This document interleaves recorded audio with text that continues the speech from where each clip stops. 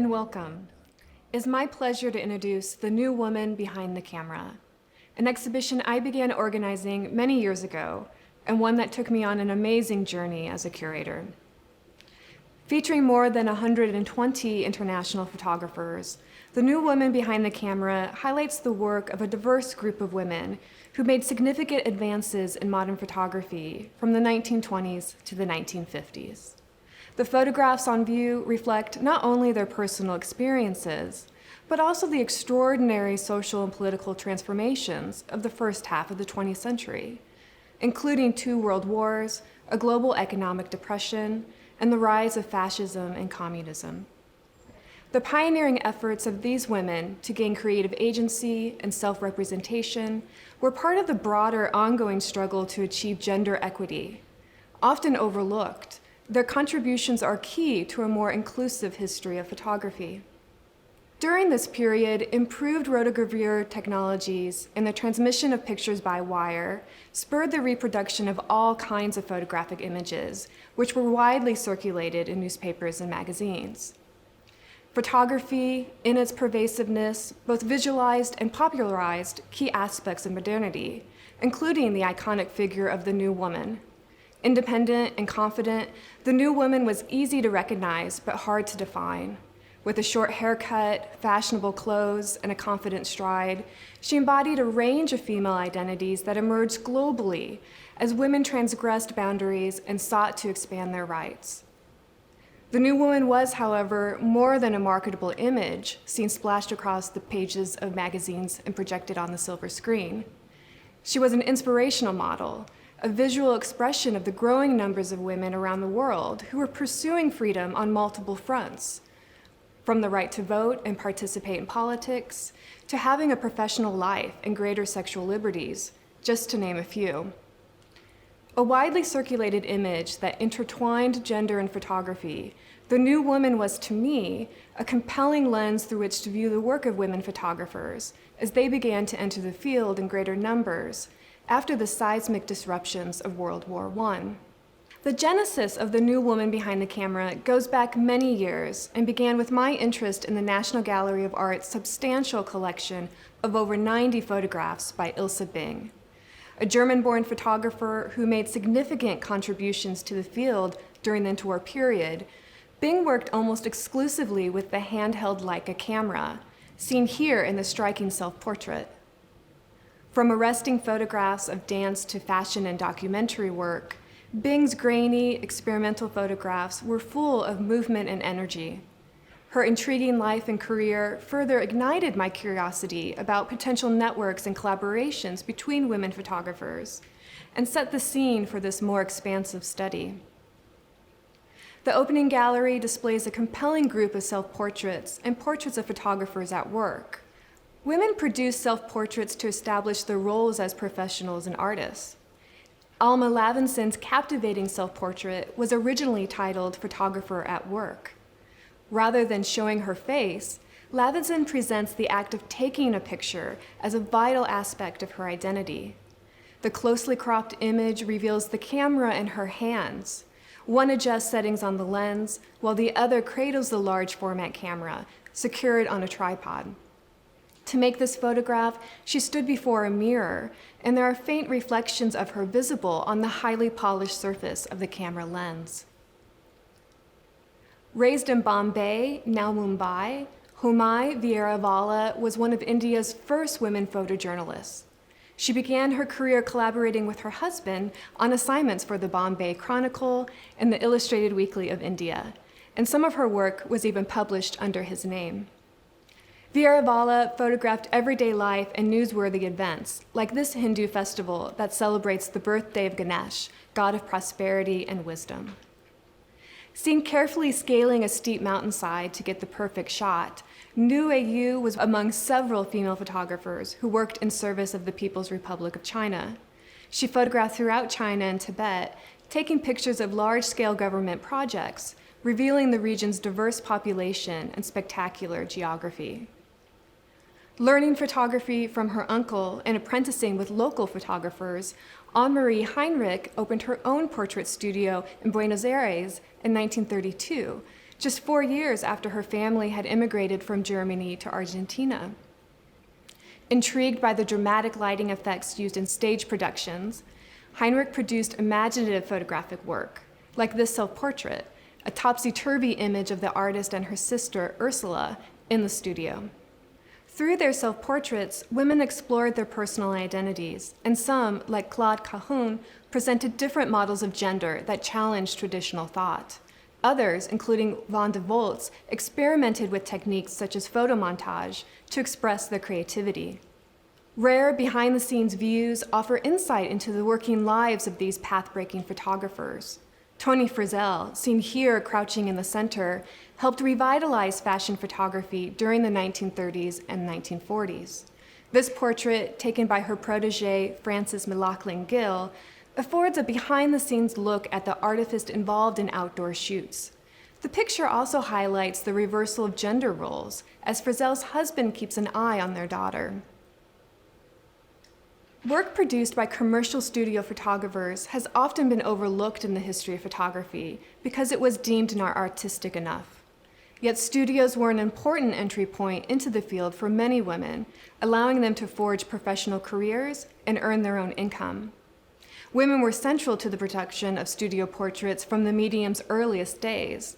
Often anonymous, they hand-colored and mounted prints, retouched negatives, and served as studio receptionists. But by the 1920s, however, women were running their own businesses in greater numbers and quickly claimed their name and position behind the camera. The exhibition's next section focuses on this important space of photographic production. In a page spread from a 1940 issue of the Photo Times, we see Eiko Yamazawa gazing into her viewfinder, with her assistant adjusting a light.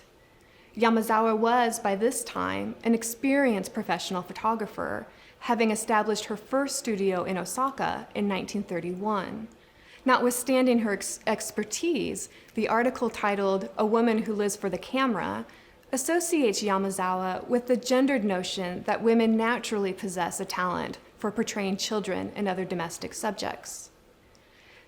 Yamazawa photographed a variety of subjects, from leading businessmen to the acclaimed Japanese theater actor Yasue Yamamoto, seen in these recently rediscovered prints. Yamazawa's sensitive portraits offer insight into Yamamoto's skill as a performer, spotlighting subtle shifts in expression and gesture. Female-led studios were particularly active in cities like London and Vienna during the 1920s and 1930s. Here, lush, glamorous photographs were made through careful posing, skillful lighting, and deft retouching. In London, Dorothea Wilding was extremely successful. Her elite clientele boasted many celebrities and members of the British royal family, including Queen Elizabeth II. Fond of Art Deco design, Wilding applied its sleek aesthetic to her portraits, like this of Diane Wynyard, an acclaimed stage and screen actor. Yvonne de Cumbers opened her own studio and renamed herself Madame Yvonda. She made unconventional, imaginative works in color using the newly invented Vivex process. Here's just one example from a series titled The Goddesses, where Madame Yvonda cast her sitters as mythological figures. In this work, a bouquet of bulrushes, streaming ribbons that resemble seagrasses, and a hand-drawn border of fish announced the nymph Arthusa, who was turned into a stream. One of the many female studio photographers working in Vienna, the prolific Trudy Fleischmann opened her own business in 1920. She quickly earned a reputation for producing exceptional portraits with psychological intensity. She used extreme close-up views and soft focus, as seen in this picture of Alban Berg, an avant-garde composer. Compared to other fine arts, photography was more accessible to women and more financially viable. One often learned photography through apprenticeships and with other photographers, and many started off in their field by teaching themselves. Additionally, the existence of technical schools in cities like Vienna led to increased numbers of professional women photographers. Fleischmann attended such a school and also trained other students in her studio, including Steffi Brandl. In many countries across the Middle East and Asia, social customs dictated that women and children could not be photographed by men outside their families. This created a need for women photographers in Palestine and Iraq, as well as in India, Turkey, and Korea. Yet most of the names of these photographers were never recorded. One exception is Karima Aboud, who established the first female-run photography studio in Palestine. She often photographed sitters at home, bringing her own backdrop as seen in this portrait of 3 women. She also stamped her work with her name in Arabic and English.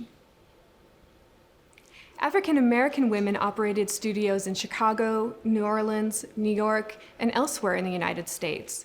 They faced particularly daunting obstacles to entering photography as a profession, and the extent of their roles and contributions has yet to be fully established. One photographer, Florestine Perot Collins, ran a successful studio from 1920 to 1949 in New Orleans.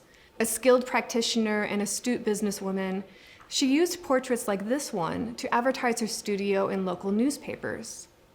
Wearing a bejeweled clip in her bobbed hair, pearls, and a fashionable dress, Collins embodies the glamorous and independent new woman. In the next section, we journey outside the studio. The availability of smaller cameras, coupled with the increasing freedom to move about the public sphere on their own, led more women to capture the energy of city life. As an art student in Mumbai, Vieira taught herself photography, bringing a sharp eye to daily life in the city's diverse communities, as well as to key locations, such as the Victoria Terminus. The train station, an architectural hybrid testifying to the imposition of European tastes on Indian traditions, is usually depicted as grand spectacle. In her photograph, Vieira diminishes its dominance. She positions her camera low to the ground and glimpses the station through the wheels of a carriage that frame a man pushing a cart in the middle ground. Small-scale pedestrians and a city bus can be seen off in the distance. These modern compositional devices create a dynamic work that is not only a study in perspective and camera vision, but also a fresh interpretation of one of the city's historical symbols.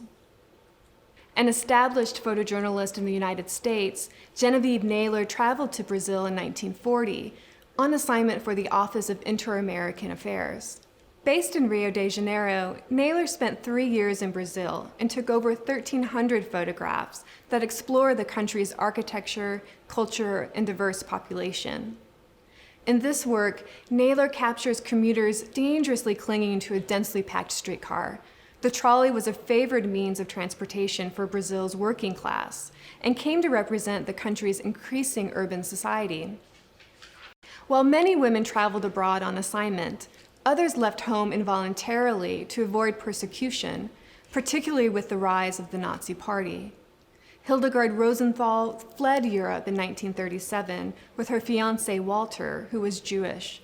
Settling in Sao Paulo, she made some 3,000 images that bear witness to the city's evolution into an industrial and financial center. This picture of a street corner imparts a sense of Sao Paulo's liveliness. On the right, 3 smartly dressed businessmen socialize near a shop selling christening clothing as a crowd congregates around a fruit vendor's cart. At center is Rosenthal's assistant, who savors a slice of watermelon and stares into the photographer's lens.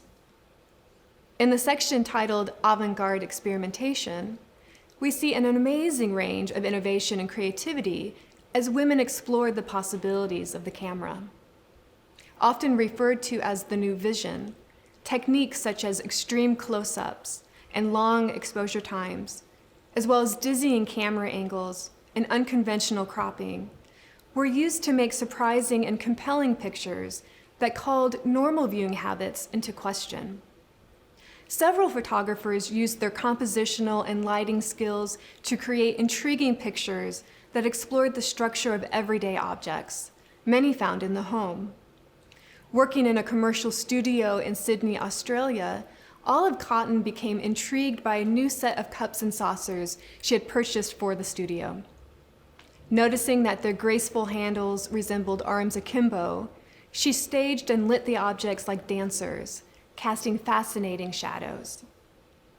Layering locks of hair, scissors, a comb, and a razor blade onto a sheet of photographic paper, Bernice Calco exposed her composition to light, producing a photogram that evokes a visit to the hair salon. To me, this work implicitly honors the symbolic liberation achieved by many new women who chose to cut their hair short. The exhibition argues that the artistic flourishing of photography during the 1920s to the 1950s was advanced by now canonical figures such as Imogene Cunningham and Germaine Cruel, but also by less familiar photographers such as Louise Davis, who taught dance and physical education at Hampton Institute, now Hampton College, a historically Black university in Virginia. Davis installed a home darkroom and produced enigmatic photograms that captured ephemeral materials such as ice crystals and smoke. Anna Barner's work was literally rediscovered under a bed in the celebrated photographer André Kertész's New York City apartment. The two Hungarian-born artists first met in Paris, where this playful print of an onlooker was made. In a chance encounter, Barna watches a young boy who is in turn looking over a fence.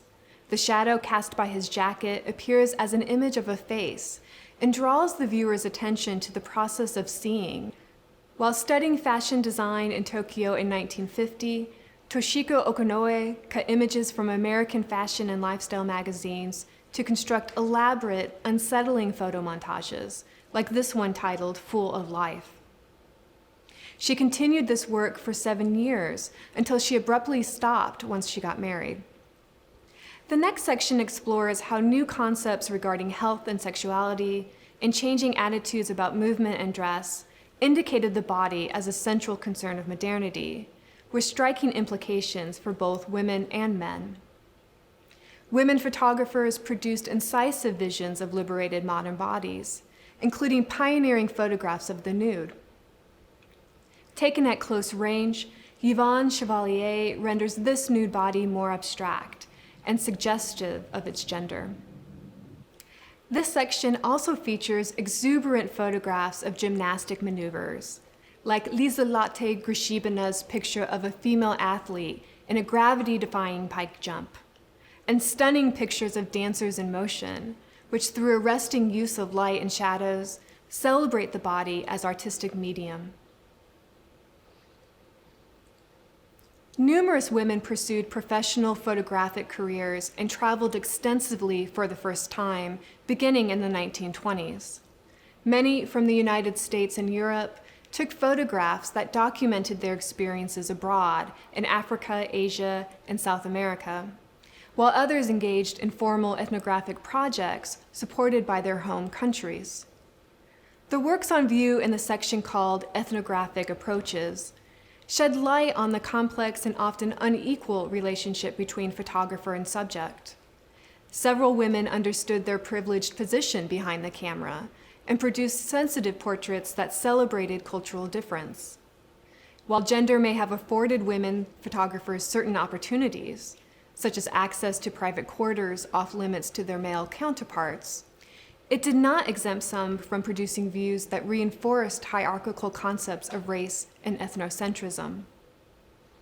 Eslanda Good Robeson was an anthropologist and civil rights activist.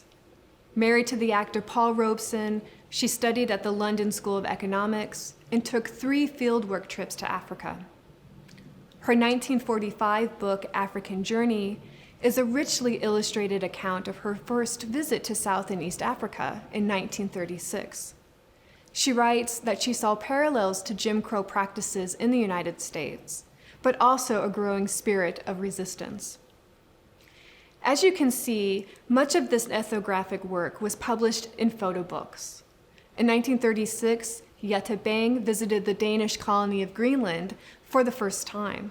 Traveling on dog sleds and living with the Greenlandic Inuit, hundreds of her intimate photographs of the community's activities, including hunting seals, were exhibited in 1937 and feature in her book Greenland, which pairs photographs with text. Russian-born Swedish photographer Anna Rivkin photographed the Sami peoples of Lapland, producing an engaged photographic record of the culture. The exhibition turns to fashion and advertising photography.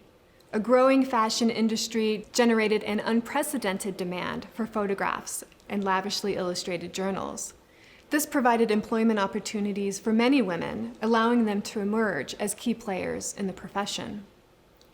Ava opened her first studio in Berlin in 1925.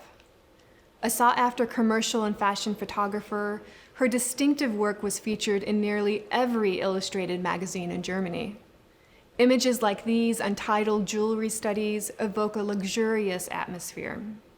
After working as a costume designer in Berlin, Regina Roland moved to Paris in 1932, where she taught herself photography, eventually securing a contract with Vogue. Here, Roland photographs a young woman at the Longchamp racetrack, a prominent location for the French fashion world. Framing her shot between two buildings, Roland shoots from below to enhance the scale and splendor of the model wearing an elaborate plumed hat. Throughout her career, Louise Dahl-Wolff preferred to work on location. A staff photographer at Harper's Bazaar from 1936 to 1958, Dahl-Wolff had 86 covers, 600 color photographs, and countless black and white images published.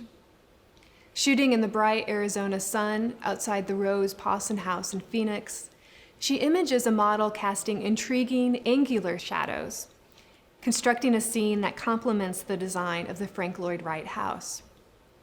Harper's art director turned photographer Lillian Bassman produced soft-edge, starkly toned innovative prints, like this one of a model wearing a diaphanous wide-brimmed hat. By physically manipulating her negatives, her prints departed from the straightforward look of conventional fashion photography. The exhibition closes with 2 galleries focused on photojournalistic practices. During a time of worldwide economic instability and political extremes, women photographers produced arresting images of the human condition. Whether hired by government agencies or working independently, women contributed profoundly to the visual record of the Depression and the events leading up to and following World War II, defining what would become known as social documentary. The rise of the picture press during this period also established photojournalism as a dominant form of visual expression. Margaret Bourke-White was a path-breaking photographer, celebrated for her daring pictures of skyscrapers and heavy industry. Selected by publisher Henry Luce to serve as the first staff photographer at Fortune in 1929, Bourke-White also traveled the world and became famous for her work printed in Life magazine. This photograph of the Fort Peck Dam project was used as the cover of the first issue of Life when it was relaunched by Luce in 1936.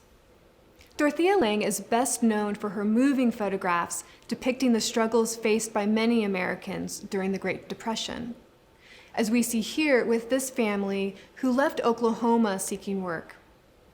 Following this, she was hired by the War Relocation Authority in 1942 to document some of the 120,000 people of Japanese ancestry in the United States who were forced to leave their homes and relocate to camps after Japan's attack on Pearl Harbor. The owner of this grocery store, Mr. Matsuda, placed a large sign reading, "I am an American," in the shop's window on December 8, 1941, the day after Pearl Harbor. Yet the store was later closed and sold, and Mr. Matsuda relocated. Many of Lange's images were censored by the government, deemed too sympathetic to the Japanese, and were never published. Never a completely neutral recorder of fact, the power of documentary photographs rests in their appearance as evidence, as being truthful. In the Soviet Union, Joseph Stalin demanded a realist style to spread his ideological messages more effectively to the masses. Appearing as direct observation, this softly focused portrait of a collective farm family is nevertheless highly constructed. Curtains have been pulled back to reveal a composed scene of a family gathered around a table. The father reads a newspaper, while the mother works at a sewing machine, and the daughter cuts fabric. The image promotes the authoritarian government's views and policies, and photographers like Elizaveta Ignatovich conformed to the aesthetic approach to maintain her career and to protect her safety. During World War II, women more often received the pejoratively termed soft assignments of photographing events on the home front, with special interest stories often focused on women and children. But as we see with the work of Jewish photographer Emmy Andries, who worked underground in Nazi-occupied Amsterdam, these were no fluff assignments. In 1937, Hungarian-born Kati Horna moved to Spain to record the country's ongoing civil war. Her works include both stark documents of soldiers in trenches and bombed-out cities, as well as surreal photo montages like Stairway to the Cathedral. Horna created this image by superimposing two negatives, one of a woman's face and a second of a bricked stairwell.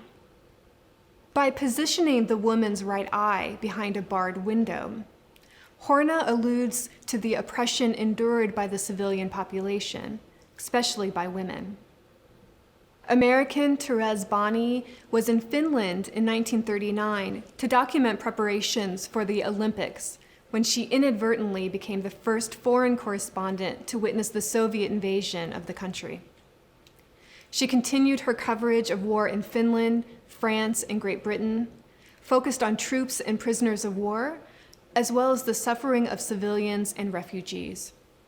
Her pictures not only made front-page news, but also circulated in books and exhibitions. Bonney's activist-minded reportage during World War II also inspired this comic strip from 1944. While photography is an unlikely superpower for a comic book hero of any gender, photo fighter Bonney is depicted on one of her truth raids across Europe. The story highlights her courage and single-minded determination to record the war. Only a handful of women served as war photographers. Trained as a nurse, driver, and mechanic, Galina Senko became a war correspondent on the front lines in the Soviet Union. Devastating images of recently liberated concentration camps, like those by Lee Miller, or celebratory pictures of victory parades, as seen here by Homai Veravala, gave way to the complexities of the post-war era. In countries such as India, Japan, and China, photojournalism during this period was just emerging as a viable profession for women. Veravala, who in 1942 joined the British Information Services, later worked as a stringer for many international agencies, including Black Star and Time Life. After World War II, Tsuneko Sasumoto worked mostly as a freelance photojournalist, and in 1950, she became a charter member of the Japan Professional Photographers Society. We are looking at her very moving photograph of the Hiroshima Memorial during a lantern ceremony. Nu Weiyu had a long career working for major news agencies of the People's Republic of China. This contemplative photograph that shows these women lost in thought was never published. The new woman behind the camera contends that women were a driving force in modern photography. The careers of some were cut short by the expectation that they assume all child-rearing and domestic responsibilities after marriage. Other paths were truncated, like their male colleagues, by political exile, wartime atrocity, and post-war censors. Still others have been disregarded because the kind of photography they practice, like commercial studio portraiture, fashion work, or advertising. And finally, traditional histories of the field have downplayed women's contributions, however substantial, to the visual culture of the time. With over 200 objects, the new woman behind the camera explores the relationships, collaborations, and collective undertakings of more than 120 women photographers from around the world. Some, like Margaret Bourke-White, Dorothea Lange, and Lee Miller, were famous in their own lifetimes and are still celebrated today. Other names will be unfamiliar to museum visitors and even to experts in the field. But history is more than a numbers game. The ultimate aim of this exhibition is not merely to insert new or forgotten figures into the canon, but more importantly, to complicate and enrich our understanding of modernity. This exhibition offers a more inclusive version of the history of photography, a version that's more nuanced and hopefully more inspiring to future generations.